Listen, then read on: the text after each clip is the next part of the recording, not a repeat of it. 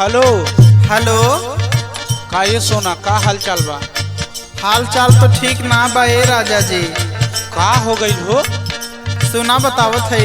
हाँ बतावा। चढ़ते फागुन परदेस तू गइला,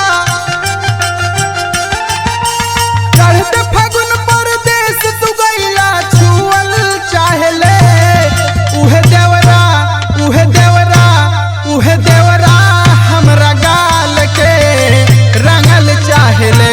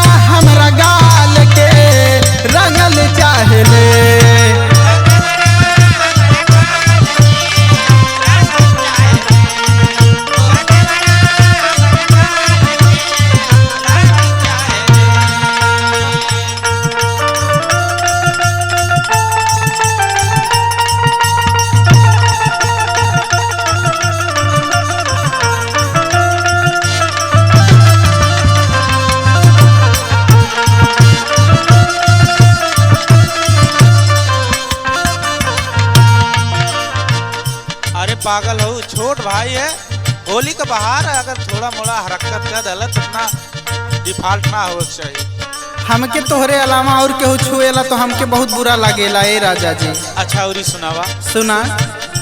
होली में भोरे से परल बाटे पीछे, डाले खातिर रंग हमके लागही में खींचे।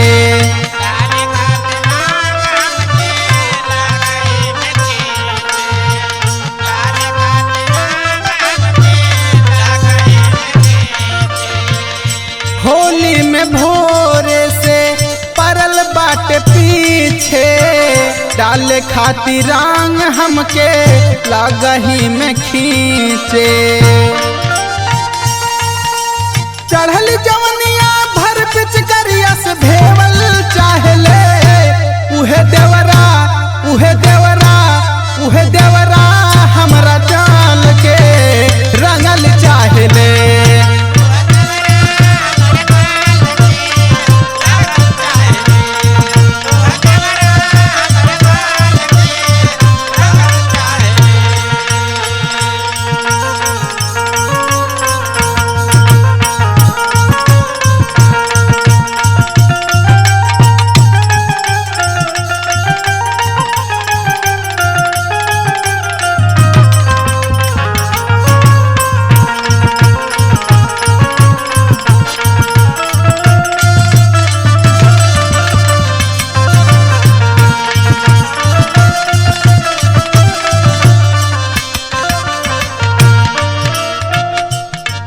सुनत है ना?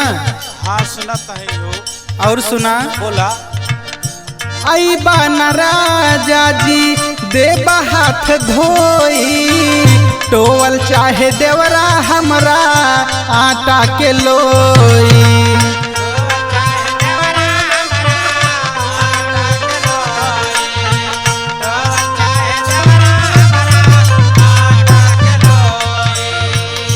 आई बाना राजा जी देबा हाथ धोई, टोवल चाहे देवरा हमरा आटा के लोई।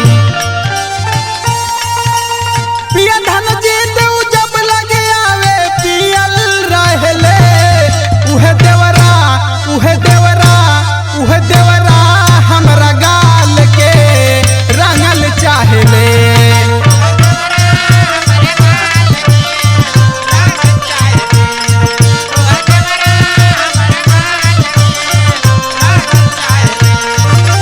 चढ़ते फागुन परदेस